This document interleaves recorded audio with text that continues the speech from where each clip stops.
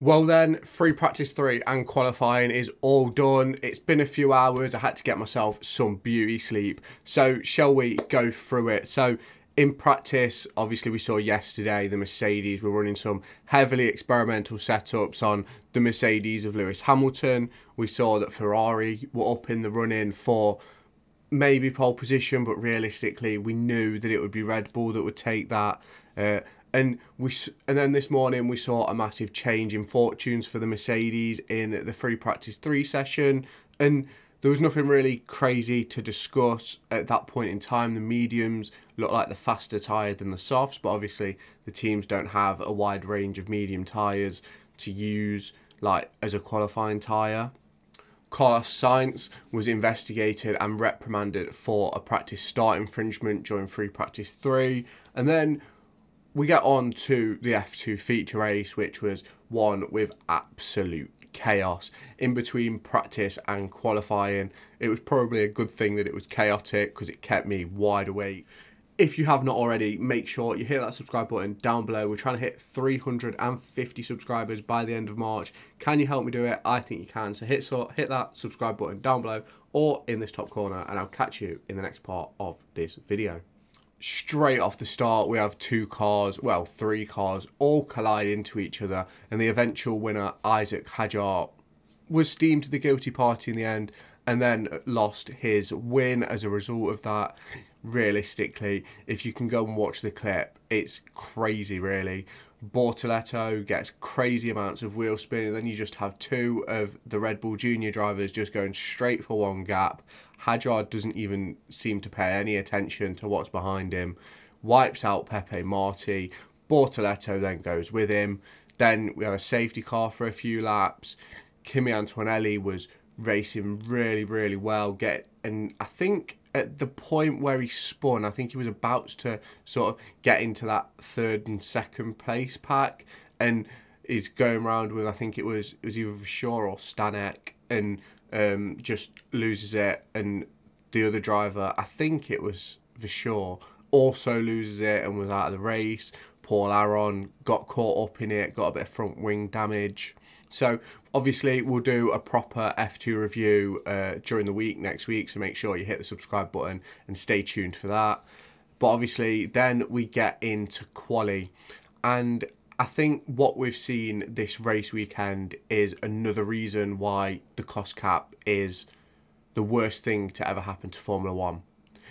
Guan Yu Zhou got damage while out on the track and ended up finishing in P19. It's now been reported that he's going to be starting from the pit lane because they don't have a spare of the same spec front wing, so he's got to go back to a previous spec. Again, cost cap limitations. Teams aren't building multiple parts to take to racetracks. They don't have spare chassis, as we've seen with Williams. They don't have spare front wings, like with Guan Yu Zhou. And as much as, yes, these are some of the best drivers in the world, accidents happen, crashes happen, it's motorsport, it happens. Not having spares at the pinnacle of motorsport is a bit of a joke, in my opinion. Daniel Ricciardo was then P18. He set a really good lap, which I think put him like P7, P8, but that got deleted because he extended track limits. I think it was turn 4, and I've seen the clip and he was miles out, not even like questionable. Pierre Gasly put it in PS17, in position 17 with his Alpine. The Alpines have done a bit better this weekend, but nothing spectacular.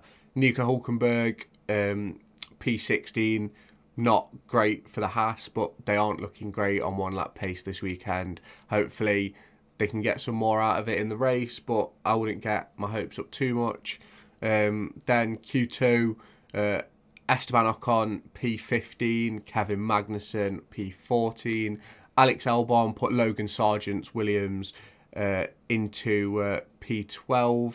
Valtteri Bottas again out qualifying his teammate. He was in P13, but then the crazy shock, which isn't really a shock anymore, and he even mentions it in his post-qualifying discussion. Lewis Hamilton dropped out. I think it's 0.053 or something like that. Something absolutely crazy. It was in a similar situation last week with Ollie Behrman where he just scrapes through. It's just the way of Formula One now, and that Mercedes just doesn't have the performance that it should have, and he's suffering. Yes, people will talk about George, but I think it's quite clear that they're running different features of the car, let's put it that way. Not necessarily different setups, but they're both running different things.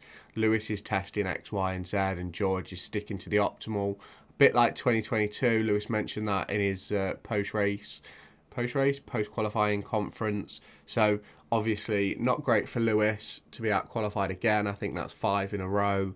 But at the end of the day, I said it in a previous video, I do think he's treading water this season. So I am taking this season a little bit lightly for Lewis as a whole, because it's just one of those where he's not battling for the championship. So does it matter where he finishes? And for me, the answer is no.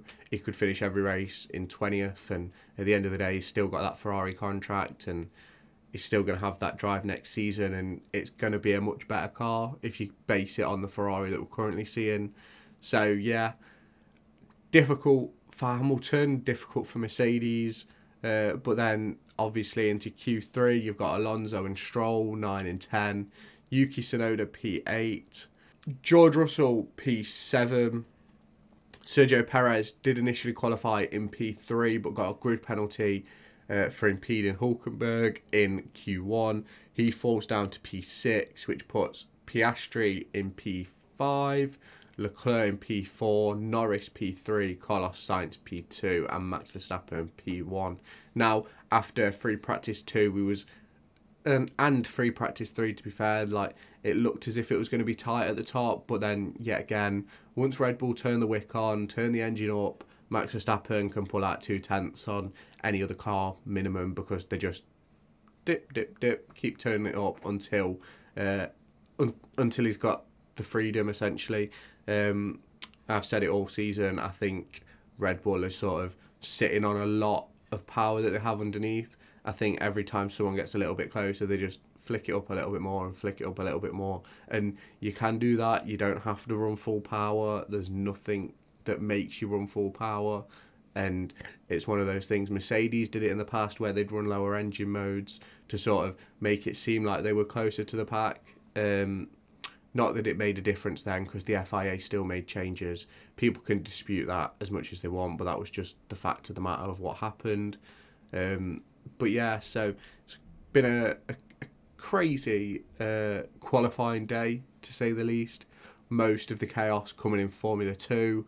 Obviously, Hamilton dropping out of Q2 was not what he wanted or expected, but again, comes down to confidence, comes down to treading water, and it's one of those where he's essentially, like, in my opinion, he's using this season to prepare himself for next season. He's not using this season as a season.